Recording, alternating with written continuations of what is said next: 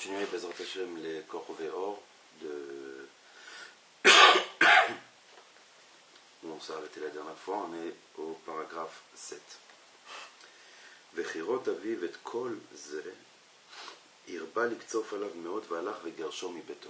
Quand le père de Rabbi Nathan il a vu tout ce que Rabbi Nathan il faisait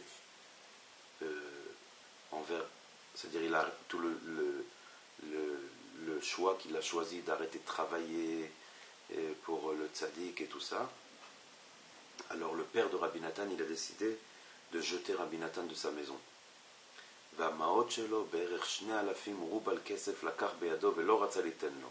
Et il a pris l'argent de Rabbi Nathan, c'était 2000 roubals, et il n'a pas voulu le rendre. Et il était obligé de manger chez son grand-père. À part tous les autres Merirut, c'est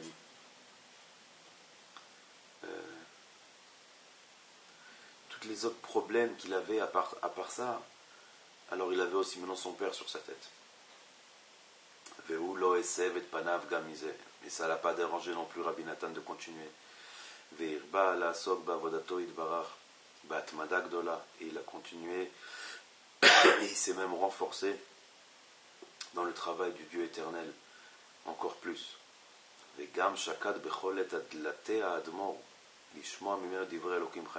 il allait souvent chez Rabbeinu pour écouter des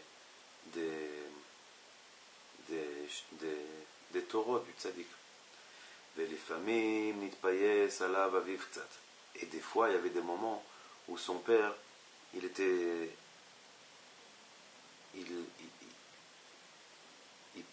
c'est-à-dire, d'un coup, son père, il a dit, bon, c'est mon fils, je le comprends et tout ça.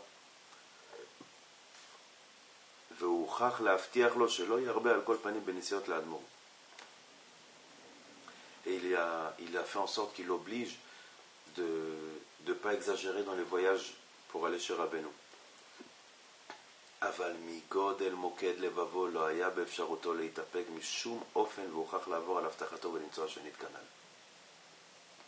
Mais Rabbi Nathan, il avait son cœur tellement brûlant, tellement chaud envers Rabbeinu qu'il ne pouvait pas, même s'il avait promis à son père d'aller moins, il ne pouvait pas, il est parti et puis il n'a pas tenu sa promesse envers son père. Et à la fin de cet hiver-là, Nassa le Medveduvke, et il a voyagé, Rabbi Nathan, dans une ville qui s'appelle Medveduvke, Kisha Maya Admor, Baetai. Il est allé là-bas parce que là-bas il était Rabbeinu dans ce même hiver. Et même si c'est une ville qui est très loin de Menrov où il habitait Rabbi Nathan, il avait beaucoup de dérangements pour aller chez Rabbeinu. Et les miniotes étaient énormes et grandes. Qu'on ne peut même pas expliquer par écrit le nombre de problèmes qu'il avait pour aller là-bas, de dérangements qu'il avait pour aller chez Rabbeinu. Mais Rabbi Nathan, il a réussi à casser tous ces dérangements, il est arrivé chez le tzaddik. Et il était assis chez Rabbeinu plusieurs semaines. C'est pas comme aujourd'hui. Aujourd'hui, on a l'avion, tu peux partir le matin, revenir le soir. Avant, c'était avec des chevaux et le balagan. Jusqu'à que Rabbeinu il est reparti chez lui à la maison. Là, on a fait le 8, maintenant je commence le 9. Et quand l'été est arrivé, et ils ont vu qu'il était très fort dans son cœur et qu'on ne pouvait pas l'arrêter d'aller chez Rabbeinu.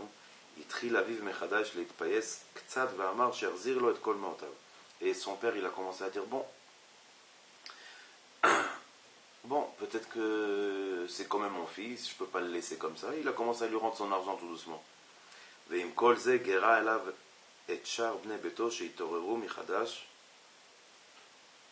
להתווכח עמו ויענו ויאמרו לו הלא זה כמה שנים שאתה סמוך על שולחן אביך כי אז כבר היה בערך 10 שנים מיום חתונתו ואתה, מתי תעשה גם מתי לביתך? ומדוע לא תרחם עליך ועל בניך וכיוצא בדברים הללו. Alors, bon, au début, c'est vrai que son père, il commençait à lui donner un peu d'argent, mais il commençait à chauffer un peu tout le monde dans la famille. Il lui disait, écoutez, il faut dire à Rabbi Nathan que c'est exagéré, ça fait déjà la 10e année qu'il habite chez moi, parce qu'avant, comment ça marchait? Quelqu'un, il se mariait, alors il habitait ou chez son père ou chez son beau-père, pour qu'il puisse étudier la Torah, ou qu'il puisse commencer sa vie. Alors pendant 5, 6 ans, et tout ça, au début, les gens, ils habitaient chez ses parents. Et après, ils sortaient. Et là, comme Rabbi, son père, il a dit, bon, peut-être que c'est ce qui va le faire bouger. Alors il disait à sa femme, dis à ton mari, c'est pas possible. Il veut pas commencer à avoir une famille, qu'est-ce qu'il compte habiter chez moi toute sa vie. והם אמנם כיהנו יודעים מאומץ לבבם בתורה ובתפילה עד שאי אפשר עליך להתפרד מזה בשום אופן. Mais on sait, c'est vrai que ton cœur il est vers la tfila, il est vers l'étude de la Torah, et tu n'arrives pas t'arrives pas à vivre sans ça. אבל אין אנו אומרים לך חס ושלום שתתבטל לגמרי מהלימוד. Et on ne te dit pas, ils disent chas v'shalom, que Dieu nous en préserve, on ne te dit pas d'arrêter tout ça. Ce qu'on te demande, ce qu'on te dit comme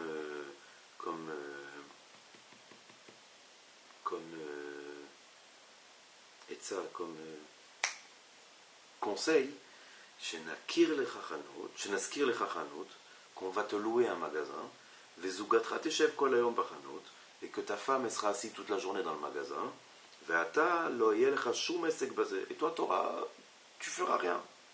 אבל על כל פנים דבר אחד אתה מוכרח, seulement une chose tu seras obligé de faire, de nous promettre, Aïnou, Shetissa, le Barditchov, seulement que tu puisses voyager à Barditchov, c'est la ville, que tu ailles acheter là-bas tout ce qu'il y a dans le magasin. Et c'est vrai que quand tu vas aller voyager à Barditchov, alors c'est vrai que tu seras obligé un peu d'arrêter ton étude et ta tfila.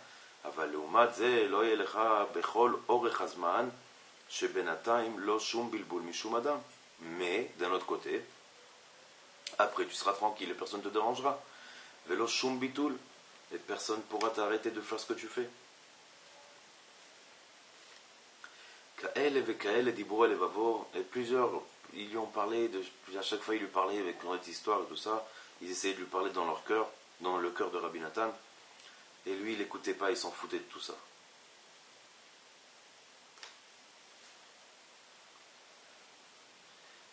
Et surtout qu'ils n'arrivaient pas beaucoup de trouver le temps de lui parler, parce qu'il était toujours assis dans le Beth Midrash en train d'étudier Rabbi Nathan. Et quand il venait manger, il perdait pas son temps, c'est-à-dire il savait qu'il mangeait, tac, tac, tac, tac, hop, et il repartait au Beth Midrash pour pas qu'on lui prenne la tête avec toutes ces histoires de travail. Et à chaque fois, il était très rapide pour repartir étudier. Et ils ont commencé à dire, bon écoute, on n'arrive pas à l'attraper en dehors de l'étude, on va l'envoyer dans le Beth Midrash où il étudie, le frère de son père, qu'il avait lui le temps.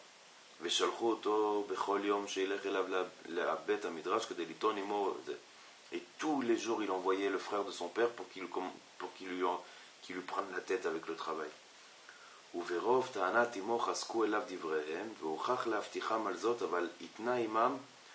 Et à force qu'il venait le voir à chaque fois, il lui parlait à la fin, Rabbi Nathan il a dit bon d'accord, je suis d'accord de le faire.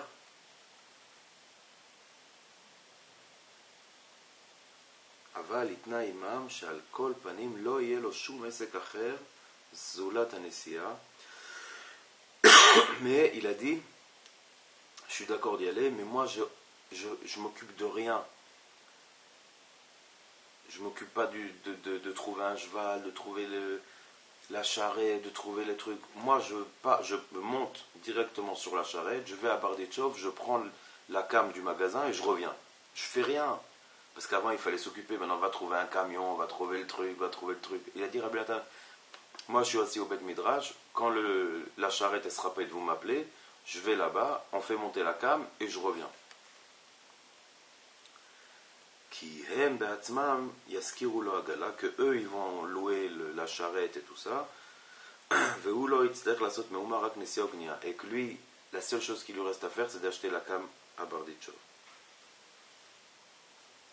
Bon, Baruch Hashem, on continuera dans pas longtemps la Sikha Yud. On est arrivé jusqu'à la 10e Sikha. Alors ce qu'on voit avec Kitsour, c'est que Rabbi Nathan, il avait beaucoup de méniot, de dérangements pour se rapprocher du tzaddik. C'est vrai qu'on... c'est un niveau qui n'est pas facile à comprendre de ce qu'on est en train de parler. Parce que d'un côté, on dit, mais c'est pas possible, qu'est-ce qu'il veut le mec? Il veut qu'on lui emmène à manger dans la bouche.